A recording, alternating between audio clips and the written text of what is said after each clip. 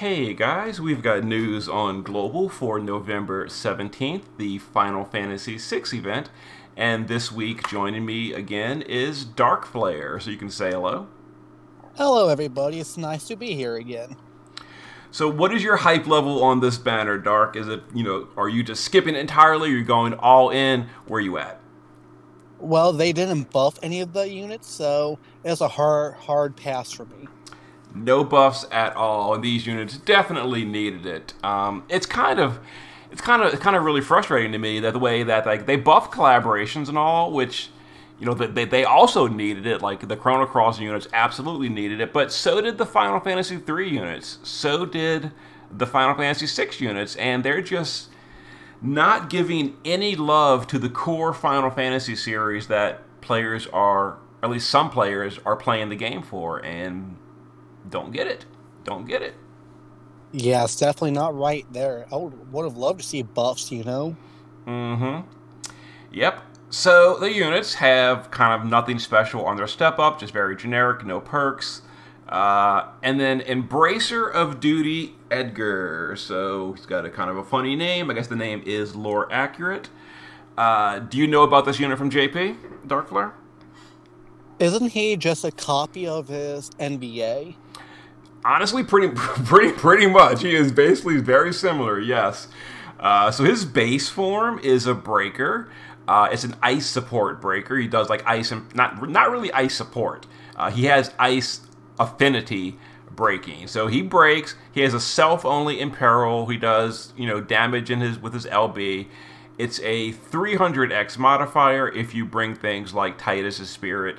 I'm not Titus Spirit. Titus's STMR. It does work on him. It'll go to 400x, which is kind of behind.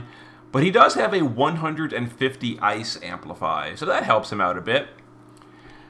Oh yeah, definitely. Yes. The problem is, even with that, his damage is really far behind. Like, really far. Almost to the point where you can't even really call him a damage dealer, kind of like Vaughn and stuff. But he doesn't have those good breaks like Vaughn. So yeah, his amplify doesn't really save him. It's like he's just not good for damage. His breaks aren't that good. I think they're capped. Let me look real quick. I think his breaks with his Magnus is yeah, this is his JP page. Magnus, he doesn't even have a Magnus break. OMG. So his LB, yeah, it doesn't even have a Magnus break. That's pretty sad. So he has a 145 Ice Imperil and 87 defense. He can't even. I didn't even realize he can't even break attack and magic. Oh man, he's absolutely garbage. It He's looks just like. a bad breaker. 87 defense and spirit, no attack and magic other than this really bad 83%, which is just really low. Yeah, so he's a wannabe breaker with the 150 amplify, and based on damage calculations, he clocks in like low, just really low. I forget. Yeah, I compared his brother to Hero Die, and we'll get to him in a minute, but he's actually lower than that. Um, and then in his shift form, he's a Dragoon. He jumps just like his NVA. And the jump damage is actually worse than his base form LB damage. You know the reason why it's worse, Dark Player? Is it lore related? I wish that was the reason. That is not the reason. The reason it's worse is this 150 Ice Amplify is a 2-turn duration. You can use it for his base form LB, and with Titus's STMR, this, with a 150 Amplify, will deal more damage than his jump, which is a 2-turn jump. The amplify will wear off while he's in the air before he lands. So even with a 45% external amplify from like Frievia or something, and you do his jump, it's worse than his LB. So this unit is just fundamentally flawed at the core. Just a not good unit. Oh man, what were they thinking? They could have made him so much better, even better than Roberta and Sky like that. Mm-hmm. It's so he's a just a not good, a not good. It's disappointing because Edgar from Final Fantasy VI, we've all got you've all got your your favorite team for Final Fantasy 6. If you've played it, he was always in my final four like best team. It was him, Terra, Locke, and General Celeste. Those were my four in Final Fantasy 6. That was my team, and I liked Edgar, but he's no. He's They terrible. didn't like. Yeah, no justice for him at all. Mm-hmm. And then skipping over to Sabin, he is a little bit better, but still pretty bad. Now, I said earlier I compared DPS. His DPS is comparable to Hero Die, the Dragon Quest unit from like 6 months ago. And that unit is heavily power crept, and Sabin is about the same damage as him. And that's bad. That's bad. Oh yeah, they really need to buff the JP units more often. Mm-hmm. Yep. So this guy, he also has a 150 Amplify. Thankfully, his does work on his primary burst, which would be his LB. It's a 300x LB with Titus's Spirit. I keep calling it Spirit. Titus's Garb, not Titus's Spirit. Because Titus's Spirit, for those that don't know, is not compatible with these 150 amps. And all the 150 amps going forward, they're not compatible with Titus's Spirit. The reason is you can't multicast them with that. And these are all 2-turn duration. So is Titus's Spirit. So you have to use one or the other. You can't use both. And this is obviously more damage than Titus's Spirit. But Titus's Garb, the chest piece, does work on him. And with that, he's a 400x LB with a 150 amp, and that's comparable to approximately Hero Die with a Sylvie Amplify. And yeah, oh man, that's horrible. That is pretty far behind. I guess I will mention that he does get bonus damage versus Beast. The current final boss of Dark Visions is a Beast, so he can, on this specific boss, be useful, better than usual, because, we're not going to be fighting Beast for a while, but that's good there. So, I mean, his STMR is pretty good too, right? It's a fist with killers. Mm-hmm. It's decent. Yeah, if you're using a fist unit, 220 attack power, and then 100% Beast Killer, that's fine. It's fine against Beast. It's nice. That being said, who's really using fist other than him? Like Wilk has to use his own fist. Would you say? Which one? Carton has fists. It could be good for him. Could be, yeah, Carton. That's true. If you got his intrinsic, he actually does okay damage with his intrinsic. Not meta or anything, but it's usable. So it could be good.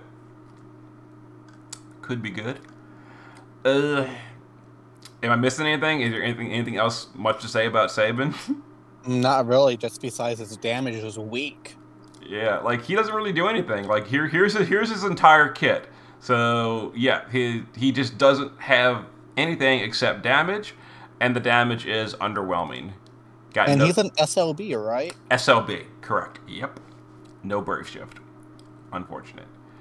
We can go over their card. Their card is actually pretty good for Final Fantasy VI units only. It's 130 attack power and 500 flat, but it is locked to Final Fantasy VI.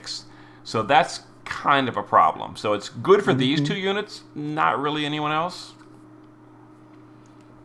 Would it be good for Cyan, maybe? It would be, absolutely. Yeah, this is probably very good for Cyan. That being said, it's Cyan. Yeah. He's at least a little bit power crept at this point. See, here's the thing. I do know, and I did read comments saying that, like, I'm kind of negative in these news reviews recently. I don't mean to be. The problem is I want to keep it real. Like, I can definitely flatter these units and point out one or two good things, but I don't want to give the impression these units are, like, worth chasing, because in my honest opinion, they are absolutely not. And I'd like to put out, at least according to my opinion, the best information out there. And I think these units are huge skips. Oh yeah, they're good off banners, of course, but pulling from, wasting lapis and tickets, that's a no for me. Mm-hmm. Yeah, so like if you're a fan of the series, or if you're just a collector that pulls for everything, by all means, go for it and enjoy yourself. I hope you get them in, a few tickets or a few pulls, whatever. But for a player that's like on a strict budget, only going for like meta options, they want to try to do the best they can in either Dark Visions or Clash, I just really can't recommend these guys, either one of them. And then we've got Gaw. Gaw is the 3-star unit, the really old one, gets upgraded. I didn't even calculate him, so I can't tell you, but I can say that his SLB, here's his kit, his SLB is similar to Sabin's. It's bonus damage versus Beast, and because he doesn't have a 150 Amplify, if you've got both Tyvus' Spirit and Titus's Shirt, it's a 520 X modifier versus Beast. Sounds really high, but he has really low attack power. So I actually don't know the calculations of how it ends up. Do you have any idea, Darkflare? No, I have no idea how strong he is. Was he good on JP? I honestly didn't really see anyone using him. That being said, I could have just not seen it, but I guess, tonight or tomorrow I will calculate him and see if it's worth anything. That being said, I can already tell you it'll only be worth anything if you're fighting a Beast. So, because he does get a huge bonus, 200x higher to Beast only. To everyone else, it'll be like a 300 something with all the whale gear, and at that point, it'll not be worth using. But for a Beast, maybe, but probably not. Honestly, because his attack power is going to be so low from being a 3-star base. Yeah, and that's unfortunate, Mm-hmm. That being said, the STMR is actually pretty nice. It's an accessory with 50 attack and defense and 75 beast killer. That's for everyone. That's pretty good. It's pretty good. Oh yeah, good for budgets and whatnot. Yeah, so I would recommend you, if you have, let's just say you have 4 copies of Gaw, instead of making one STMR, you might want to consider, depending on your resources, like if you're a veteran player only, maybe using some Omniprisms and getting an extra copy of the STMR. We are going to be getting some of his Moogles and Shards in the event as well, so check how many we get. I'm not sure how many exactly, but check all that and just consider it. Maybe you want to make a few more of these STMRs because it can be good against Beast, potentially. And the event. So this MOG event re-update format or whatever. Are you familiar with the talk about this, Darkflare?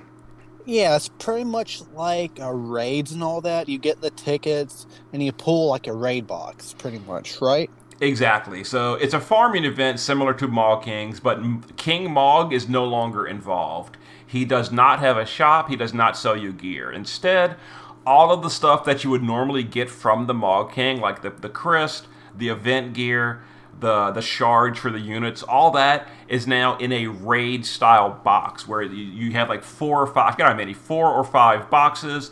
You use the currency from farming this. It does cost energy, not orbs. It costs energy. And you use that to summon on the raid-style box. You clear it out. After you clear it, there's an overflow box where you get just minor stuff. The main stuff is done. It did have tickets in JP. It probably will in Global too, so it can be worth over farming it if you want to. But the big reason it was heavily hated, this overhaul on JP, is because they took away all the EP bonuses right here. Now on Global, as we can see, they are not removing it entirely. They are only nerfing it. So it's still bad, but it's not as bad as JP. So, normally we're used to the EP bonus, the event bonuses, being 30% at EX3 and then 20 and 10. Global is nerfing it to 20, 15, or 10, 15, and 20 based on EX level. So it's a lot better than JP. JP, it was no bonus whatsoever for event points. And that's why I said in my previous video, this is a horrible, horrible change. I hope it never comes to Global. Well, it's not coming as expected. It's coming just not... So we're getting nerfed by 10%. That's not too big of a deal. How do you feel about this, Darkflare? I mean, they didn't nerf it completely, so I still can use my Terra lock and other units that are at EX3 to get a decent sized bonus. Yeah. So it's kind of like good and bad. Like on the one hand, I'm kind of disappointed it's being nerfed at all. On the other hand, I am exceptionally grateful and huge thumbs up that Global at least didn't remove it entirely like the dummies did in JP. And I still to this day hate that they did that in JP. It takes so long to farm these dumb Mog events. I hate it. Not going to be as bad on Global. Now, that's the event points. That's for like the milestones and all that, the 100,000 points you got to get to finish the whole event. The currency is heavily nerfed. Now, that being said, before you freak out, this is not as big of a deal because the cost of the raid box is kind of balanced around these lower numbers. So even though we're used to getting, like, for example, 300% from a banner unit, it's only 50 now, and only a 20% event bonus. It's a ton less raw currency, but you need less to finish the event. You understand what I'm saying, kind of, Darkflare? Yeah, it's pretty much like a raid, like where you always need like 400 per summon. It's probably going to be like that, right? Exactly. I think it's 100 per summon, and then it takes like, by memory, 300 summons per box. You can obviously do multi-summons. They do like 50 at a time, so it's not one by one. Yeah. So anyway, the currency part is fine. That was never my big complaint. My big complaint was the event point bonus because it takes so long in JP to finish your milestones. You got to run it so many times. I hate it. But Global is not doing that to us. So huge thumbs up to the Global devs for only partially nerfing it. They did still nerf it a little bit. Oh, yeah. But not nearly as bad as it would be if they'd removed it entirely like JP did. So I'm happy about that. Yeah, at least it's not going to be really time consuming. It's still going to be a lot of energy, but Definitely. And then once a day, we get this little bonus event, or this bonus boss fight. I think by this is a long time ago in JP. I think it was locked to Final Fantasy VI units only. I don't remember the EX fight. This one right here, the power to unite Espers and Men. That one is even it says in the banner locked to Final Fantasy. That one definitely is. We'll talk about that in a second. But this one for bonus, I don't remember. If it was, we'll deal with it. If it's not, you can use whatever. It does give bonus, though, and you do want to bring bonus units, so you want to bring Final Fantasy VI anyway, but I don't remember if you have to. So that's kind of whatever. This is the bigger one. So have you heard about Silver Crowns from JP, Darkflare? Yeah, they're pretty much unit-exclusive crowns. Yes. This was the event that started Silver Crowns in JP. It looks like Global is not doing the silvers. We're just getting golds instead. And that is, again, a great, amazing upgrades. Because the silvers are unit-specific. And these are for Terra. In JP, if you had already crowned your Terra, well, too bad.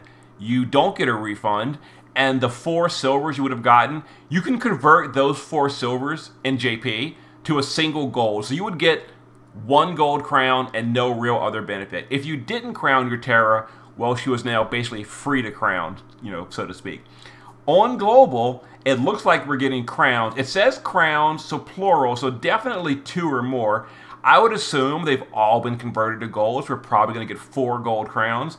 And if that's the case, you can use them on anything you want. You can still crown your Terra if you want to. If you already crowned her, you got a full refund.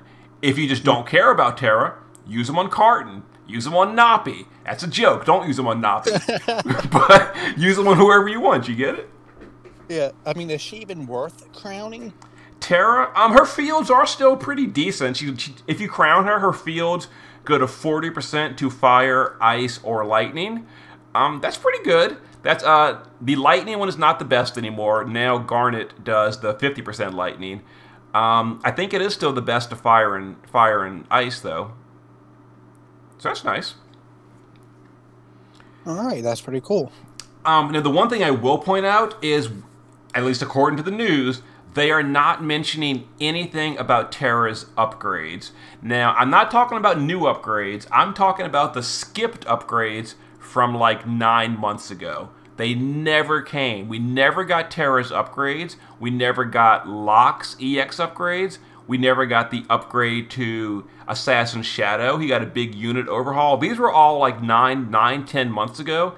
We skipped from the last Final Fantasy VI event, and they were just missing in action. This would be the perfect time to bring all those EX upgrades over. Like, they upgraded Terra's basic field to 100% LB damage. Stuff like that. These are just things that we skipped. Her EX skills give her an auto LB at the start of turn. Stuff like that. And they're not in the news. So either they're just skipped again, or they're never coming, or they're just going to become like under the radar without any kind of news bulletin. What is your prediction? I'm thinking they're going to pass it completely, you know, because it's a different game, a different meta balance and whatnot. So I honestly think they'll just pass it completely. It makes me very sad, but you are probably absolutely right. Yeah, I mean, I hate it, but we do still have some powerful units here, though. So, past upgrades, are they really matter? Do they really matter to us?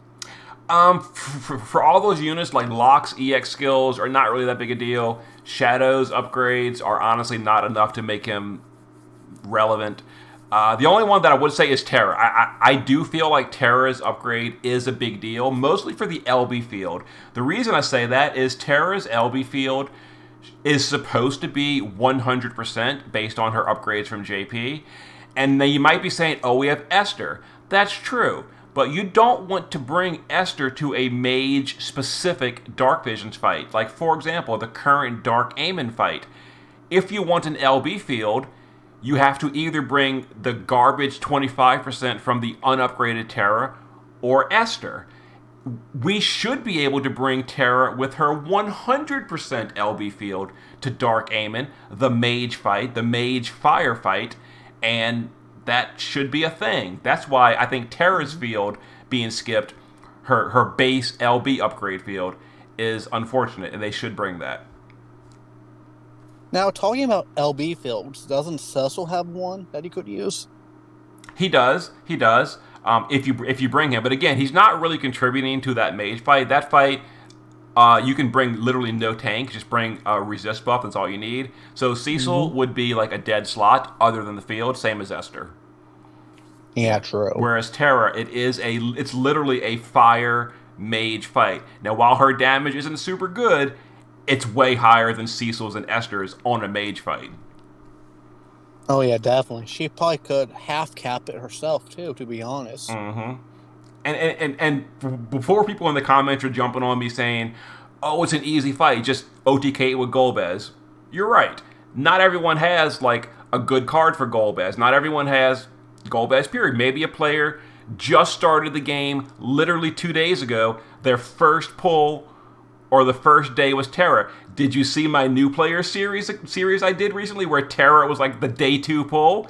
That kind of player is missing out on Terra's upgraded LB field. They don't have Esther. They don't have Golbez. They don't have, that kind of stuff. So, yes, Terra not having that upgraded LB field does matter for some players. And that's why I'm on this soapbox about why are they skipping these unit upgrades. It does matter, and it does hurt some players, even though it doesn't, like the veterans that are probably the ones listening to my video may not care, but there are players that are missing out on these unit upgrades.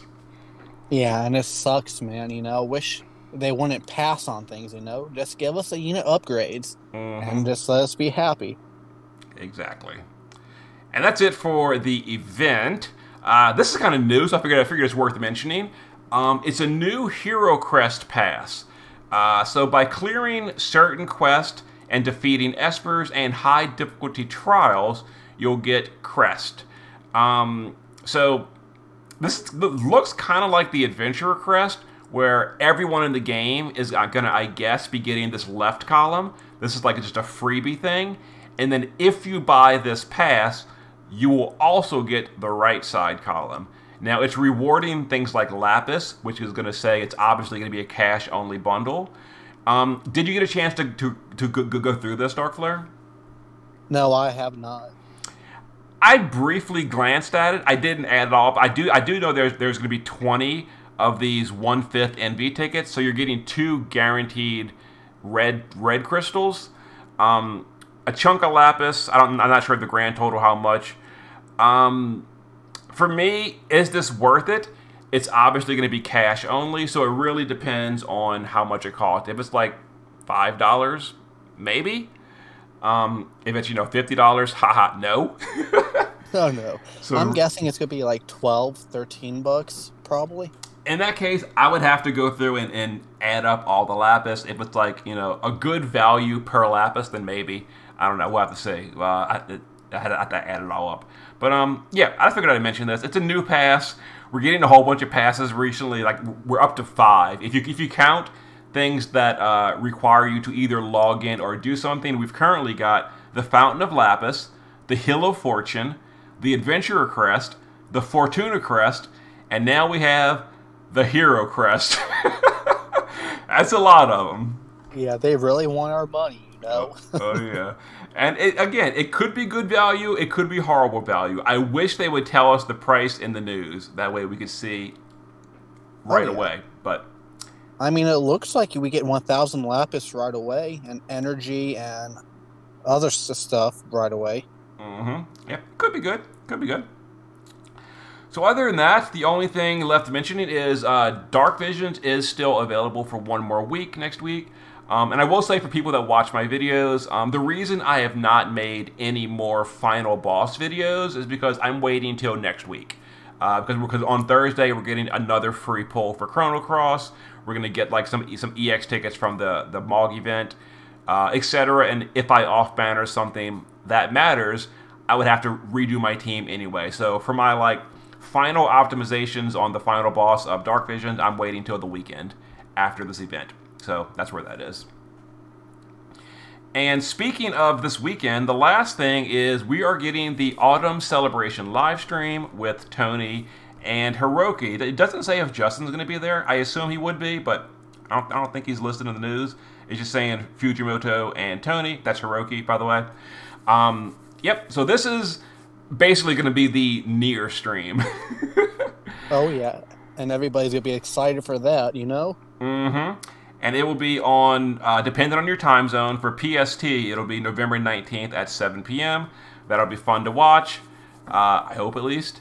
And are you hyped for Nier, Dark Flare? Is that something you've been like holding out for? Or are you like, I don't care about Nier? Where do you stand? I mean, I really never played Nier, but I am saving my lapis for a few pulls. But other than that, I probably won't go super crazy, unless if they're good, That is pretty much where I am. I have not played it, so I don't really have the emotional attachment to it, but if they are good, I will definitely be pulling. And yes, for those of you in the comments, every time I say this, I get 10 comments saying I have to play Nier. Maybe at some point. I will probably do it at some point. The problem is I don't have any gaming consoles, and it's a PlayStation 4 game, isn't it? Or 5? I think so, but I think it's on PC too, if I remember correctly.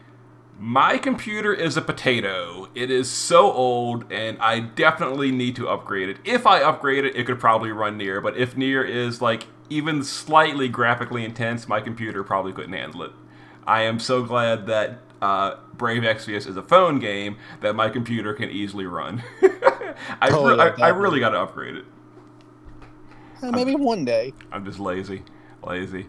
But that's basically it for the news. Thanks for joining me, Dark Flare. Anything else you want to say before we head out? I hope everybody has good luck if they're going to be pulling. And thank you for having me, Censar. I really appreciate being a guest. All right. Well, see you guys next time. Later.